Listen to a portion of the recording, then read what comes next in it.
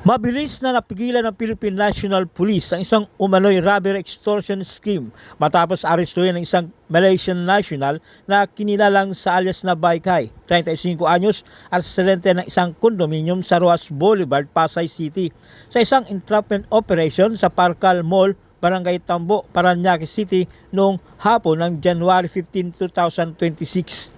Isinagawa ang operasyon kasunod ng reklamo ng isang Chinese national na kinilalang si alias Zhang, 32 anyos, na nanunuluyan din sa isang kondominium sa Newport, Pasay City, na umano'y nabiktima ng pangikil at pagnanakaw ng suspek na gumagamit ng alias na Baykay.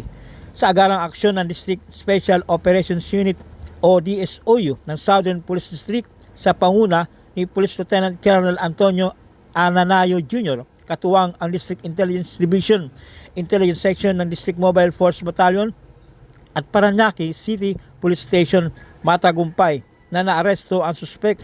Nasamsam sa operasyon ang dalawang mobile phone, isang tunay na 1,000 peso bill na ginamit bilang mark money na inilagay sa ibabaw ng bottle money at isang puting Toyota Hiace Super Grandia na hininalang ginamit sa krimen. Ang ebidensya ay na-imbentaryo at naitala sa harap ng suspek sa presensya ng kanyang abogado, ilang kinatawan mula sa barangay Fort Bonifacio, Taguig City at ng inyong lingkod. Agad na dinala ang suspek sa tanggapan ng DSOU-SPD para sa dokumentasyon at wastong disposisyon habang inihanda na ang kukulang mga kasong krimen na laban sa kanya alinsunod sa umiiral na batas. Bring it outside. Bring outside for what? Yeah, we will count and then we will turn it over to you. Bring outside. Yeah. So that we will properly turn over. No more, sir. Tumo. No more, okay. How about here at the back? No more? Wala. Check na rin natin siya. Yung ano pala. Nandun sir. Check na rin natin para Nandun sa harap. Paano po ba sir? ito, kaninong gamit ba to? Wala.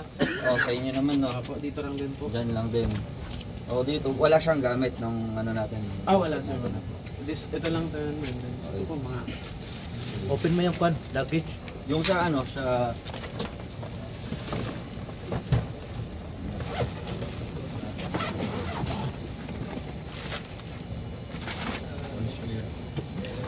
yung sa ano na rin, sa harap. sige. Ito natin. Sino may possession ng sasakyan? Sino may possession ng sasakyan? Driver. Driver. Sino driver? Ano lang?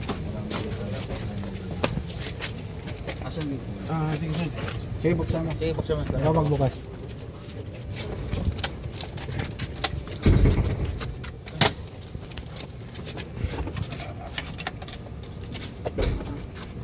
Ito sir. Sige, ilabas mo. Labas mo. Sige, labas mo kunin mo. ilabas ko, sir? Oo. Para kasi doon na natin yung inventory lahat sa labas. Yun na. Sige, Kunin mo dito, dali mo. dali mo. Dali natin. Okay na, mga isusi. Ito yung sa ano? Sabi mo sa Kasama mo.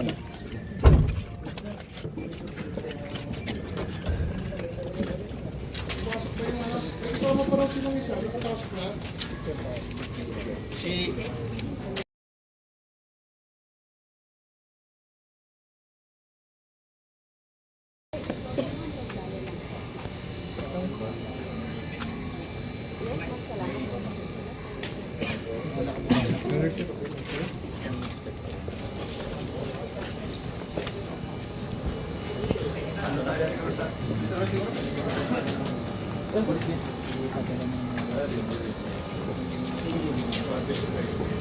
yes, you can count.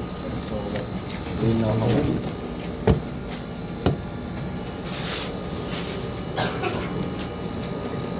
Because we're going to indicate if how much is turned over here. So everything is right there. Yeah. There, Yeah. And my phone, the rest of Yeah. the item. Your Phone and watch. watch. The watch is here. Yeah. their phone to serve as evidence. Yeah. Thank you. Sino magre-receive nito? Ito ka. You just put it here. Sir, kahit dito sulat naman ito. Cut.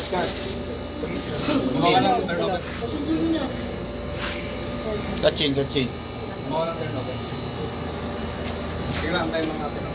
For a while, he will make the turnover, then will sign. Okay. May received by your employer. Okay. Actually, we conducted entrapment operation a while ago, like around 5 p.m. So with that, we need the presence of his legal counsels, so kayo mga major representatives, and other members ng barangay, the barangay representatives, other offices, pupunta na rin dito para makita natin na there were no wala kaming nilalagay or walang nawala sa mga properties nila or yung items nila, yung mga non-considered pieces of evidence. No, so properly turned over naman natin, nakita niyo naman lahat. So yun, pumirma naman sila that everything was documented, receipted, and inventoried. Well, yun lang naman. Sino Yung po? sa natin, sa entrapment operation natin is robbery extortion. Involved yung suspect natin sa robbery extortion. So we have complainant na lumapit naman sa atin.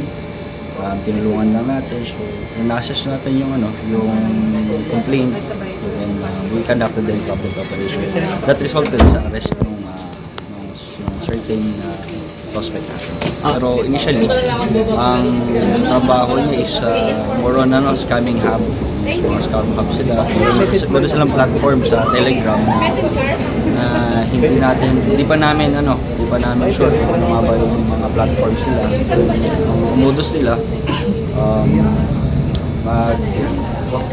yung kapwa Chinese or kapwa nila, kinukuha na ng in-offeran sila ng investment. Ngayon, magbabayad yung ganito, yung in-offeran nila ng investment. And hanggang sa to find out na wala pala yung investment na yun, scam pala siya. Hanggang sa patuloy na nagbabayad, patuloy rin nilang niloloko yung binibiktaman nila.